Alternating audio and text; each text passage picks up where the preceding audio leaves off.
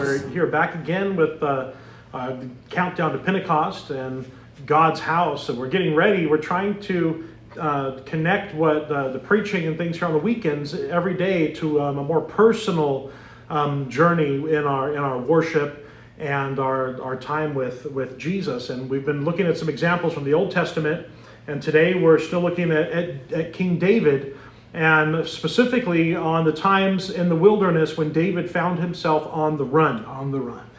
Sometimes, he found himself on the run from Saul. He found himself on the run from God.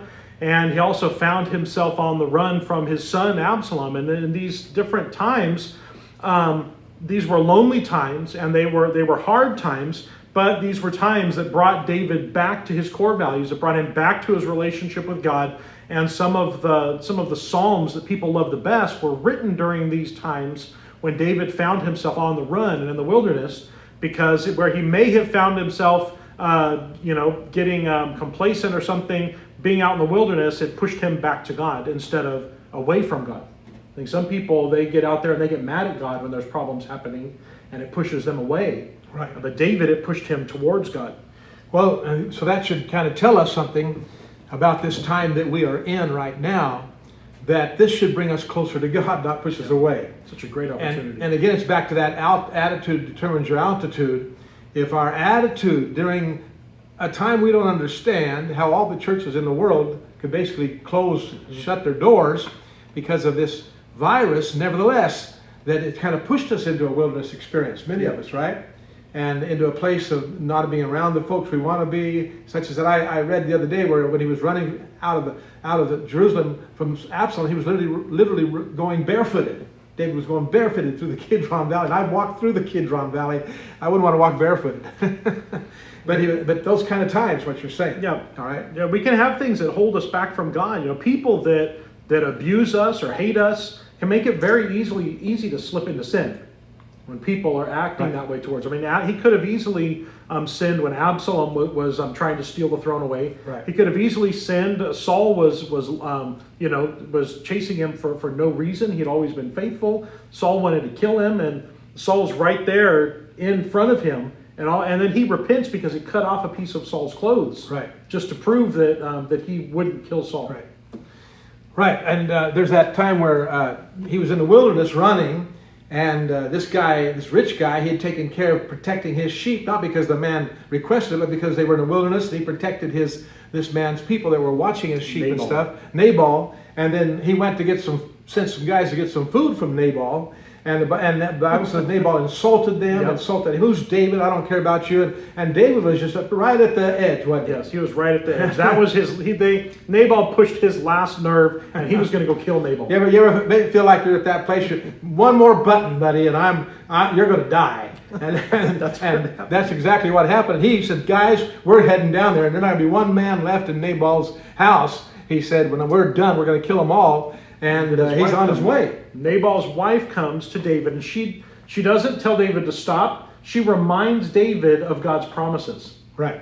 That's what she does. And she said, my husband's a fool. Yeah, she did. She said that. She said that. Don't pay attention to him. But he said, that's not the issue. It's you. You've never done anything like this. Don't ruin it now. That's a good thought, isn't it? You've never done. Don't ruin it now. How many people, when they were at that point, that one more button is all it would take, did not listen to somebody? Yeah. I deal with people all the time that have all these, they're right at that kind of a place in the church, that at that place in their life, they're going to leave a marriage, or they're going to leave the church, or they're going to quit a job, because it's too stressful there. And I've told people for years, don't just walk off a job out of your anger, because then you probably won't get one for a long time, because it's just not the way you want to function, right? And so David's at the edge, and she stops him and says, don't do this, David, because this is not the reputation you have, and God has a great plan for you. And if you do this, it's going to be a scar on your reputation. And how many people have done something like that, would not listen? So I think the most important part right there was that he listened to Abigail. He did. And yesterday we read Psalm 103, where he says, don't forget all of his benefits. Right. Don't forget the benefits of serving God. And if you read Abigail, she reminded him of God's promise and God's plan for his life. She told him, don't do this. And he listened to her. And then in 1 Samuel 25, verse 32, David replied to Abigail, bless the Lord, the God of Israel, who has sent you to meet me today. Thank God for your good sense. Bless you for keeping me from murdering the man and carrying out vengeance with my own hands. You know, that really tells you something, that when you feel really at that place where David was, really stressed, don't close your ears to counsel. God will always send someone, and can send someone if you're open to listen, or some word to help you. Don't turn away the right counsel, because that's where people make a mistake. They isolate themselves. They just bulldog through, this is what I'm going to do no matter what anybody says. And she stopped right there, and she said these words, and boy, I mean, God used that to really keep another problem out, a scar off of David's life. Yep. And then David learned things in his times where he was on the run from God, when he found himself facing the consequences of his sin more than once in his life. Right. And when he numbered Israel, God told him, okay, the punishment is coming. You pick your punishment. And what is David? David says, it's actually, I think we have it in 2 Samuel 24.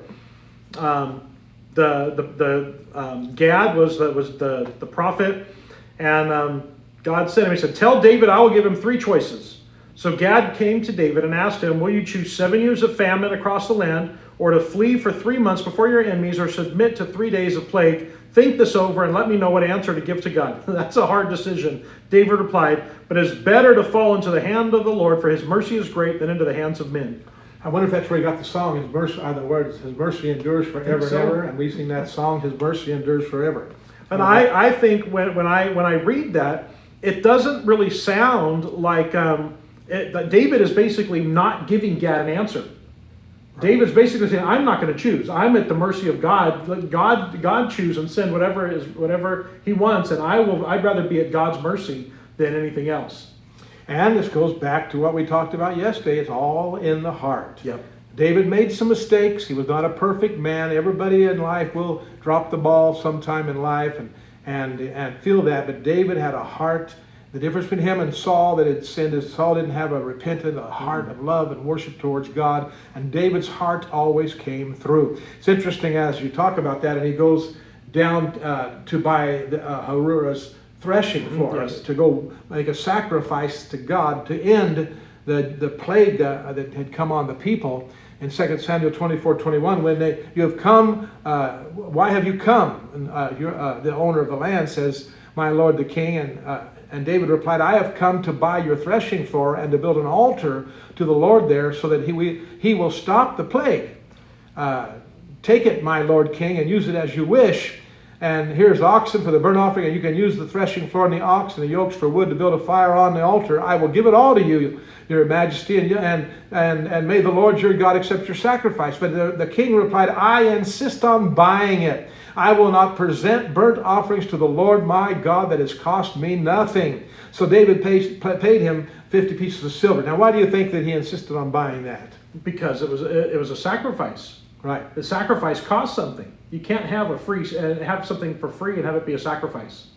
There has to be a price that's paid. It's going to cost the oxen to be part of that sacrifice. David's making sure it's going to cost him to sacrifice something to God. And he was a giver. He said, I'm not going to offer anything that doesn't cost me anything. And so again, it's back to his heart and the things that he's learned.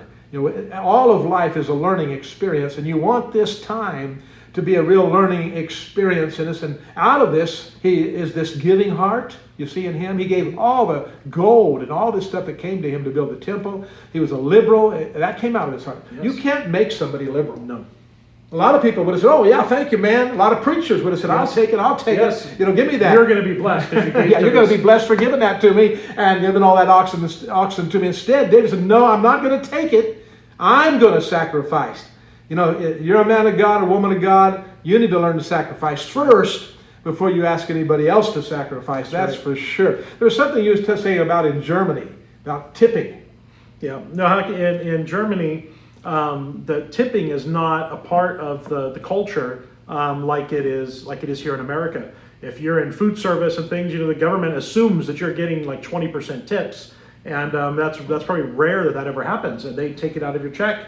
In America, the people that work at restaurants and stuff, they're required to get paid enough money to live on, and because there is no tips, they're expected to give good service in Germany. Right. And what people will do, if you do get good service, then you might leave like your coins there, the change, your change, the coins, you know. So you go to you know, you get an espresso or something, and let's say it cost $1.75, and you give them $2, and you just leave the quarter there as a tip. They call it Trinkgeld. It means drink money. So like on the way home, they can stop at Starbucks themselves or something, and that's what you're giving. That's what a tip is, kind of in Germany. It's drink money. Right. And so that's what a lot of people, that's what they come and give to God. It's not a sacrifice. It's not anything. It's not even what Americans would consider a tip. Right. It's just drink money. It's just this little bit, like, oh yeah, here, thank you. You know, just, you know, keep the change, and the change is a dime. You know. Yeah. So again, it goes back to the heart. This whole thing we're seeing with Abraham, when we saw with Daniel, and when we see now with David, it's all a heart thing. And now Jesus told the woman at the well, it's not at this place, it's not at that place. Not whether it's your home or whether you're at the church building, it's your heart. That's what it's all about. And that's how he's building his house. It's coming from the heart of people. Liberality comes from the heart. Love comes from the heart. Guard your heart. That's right. Don't let your heart be hardened. Don't let your heart attitude be hardened through whatever's happening to you right now in this wilderness journey that we are on, right? That's right. Let's come out of this liberal. Yes. Giving to God. Let's come out of this worshiping like we've never worshiped before. Let's come out of this eager to build God's house like David did. Why don't you pray and close us out? Amen. Lord, we thank you for this time that we have.